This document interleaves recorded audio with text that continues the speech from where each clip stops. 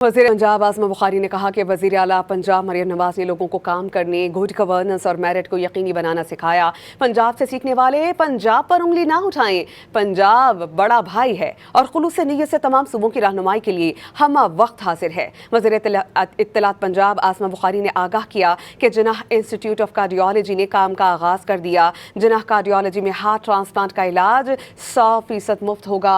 वज़ीर आला पंजाब मरियम नवाज ने आवाम की ज़रूरत को मद्देनजर रखते हुए कम तरीन अरसे में जिनाह कार्डियोलॉजी अस्पताल कायम किया। जल्द ही मरियम नवाज पाकिस्तान के सबसे बड़े नवाज शरीफ कैंसर अस्पताल का इफ्तिताह करने जा रही हैं। उन्होंने कहा कि पंजाब के सरकारी अस्पतालों में पाकिस्तान भर से आए मरीजों का मुफ्त इलाज जारी है।